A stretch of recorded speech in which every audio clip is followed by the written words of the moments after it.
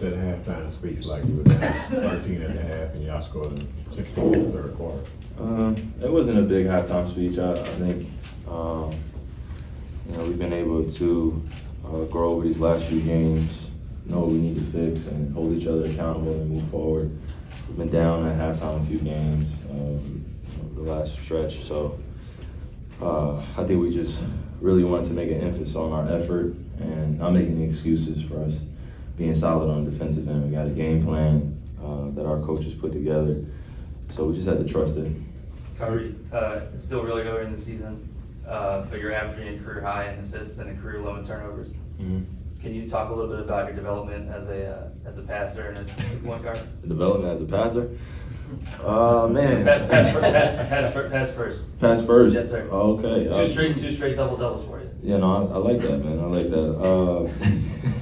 It's not the first time in my career, but I mean, I play with some high-level players, and sometimes they're score first, and sometimes I'm score first, and we just have to play off each other. And, I think at this point in my career, it feels good to be able to, have the ball in my hands down the stretch or throughout tight situations or circumstances within the game, and have the trust of my teammates to just get us back in the game and do it on both ends of the floor, especially. So I have to give all the credit to my teammates for making my job a lot easier. I just got to get the ball into the right place, right time, and trust that they're going to make the shot. And it's natural for me to say I'm frustrated with my own jump shots and focus on the things that I'm not necessarily doing well percentage-wise or stats-wise. That's the easy thing, I feel like that's kind of the cop-out, but the focus is really on our team wins, our team camaraderie, and how do I make sure I get the best out of my teammates every single night, despite what I'm doing out there scoring-wise. So it's definitely refreshing to be able to get wins where,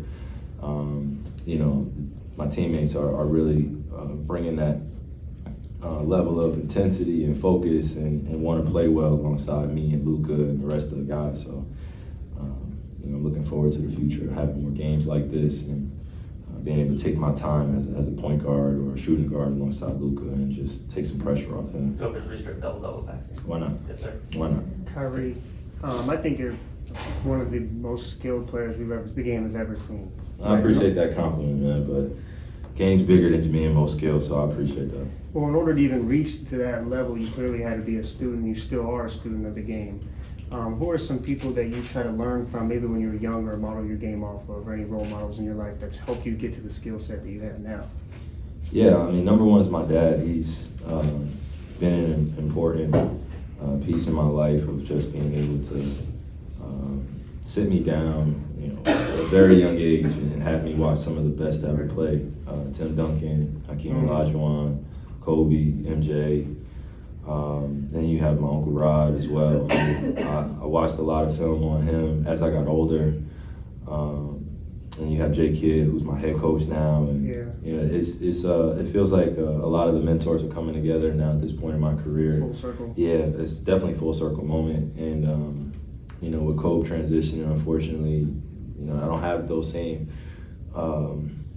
conversations that I would have just to kind of bring me peace of mind. So it feels like I have gained a lot more brothers since then, a lot more sisters that really care about me and see me as not just this young player that's trying to be great, but just a human being trying to master their craft and have a work-life balance with family and make sure my priorities are straight and not allow the external world to lead with perceptions that aren't true about me. So I just feel really protected now. It took me a few years to get here, but basketball has been an outlet for those emotions that I felt off the court dealing with things. And I just put it in perspective. Not everybody gets a chance or opportunity to do this, but I know how big of a responsibility I have when I do go out there and play. And I'm just appreciative of those that see me for who I am and can compliment me when they see some greatness, man. We appreciate you, man. No, I appreciate you too. Kyrie, you guys lead the league in clutch wins with 6. What is it about this team that when the games get tight in the last 5 minutes, you finally Seems like we like close games, huh? Yeah, 6 games clutch already for a start of a season. When I signed back here, I knew that my role was going to be a little bit different than it was on other teams. And even last year, we had different pieces. But I knew one thing was for certain down the stretch, I was going to have to maintain my poise and make sure that the guys knew that they could look to me emotionally, mentally, just for that reassurance that we're okay. And when you're dealing with some type of adversity where the game's not going your way or basketball's not going in the rim or guys are missing assignments, you got to still be able to collect yourself. I think I was on the other side of a few 20-point leads and it dwindled down. I think this year we're really galvanizing each other and holding each other accountable during those tough situations, which helps our chemistry. So we obviously are going to play against great teams in this league that are going to have game plans to stop me and Luka, but it's bigger than us too.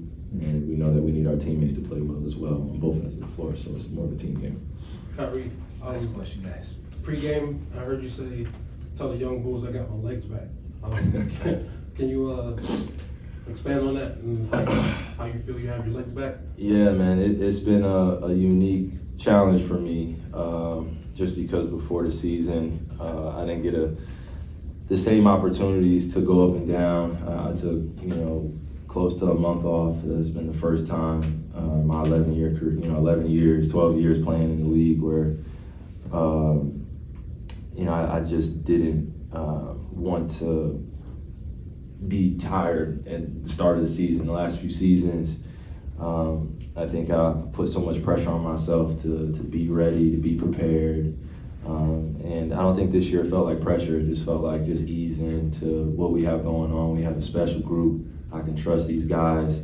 I don't have to be Superman. I don't have to put everything on my shoulders. And it's not saying that I had to do that on other teams. It's just mentally, you can do that to yourself when you're trying to prove people wrong or you're trying to, put all the naysayers and opinions in the back of your mind. Use it as fuel. But this year it's just a focus on basketball and peaking at the right time. You'll hear me say that pretty often. I don't think that my individual accolades are at the forefront either. Just making All-Star and making whatever teams and stuff like that. I think it's just developing as a leader and mature and being able to put one foot in front of the other every single day, on and off the court.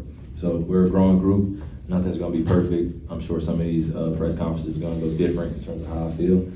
But that's just part of the human emotion that comes with this game, ups and downs. So you just got to accept it all. Thank you. Thank you.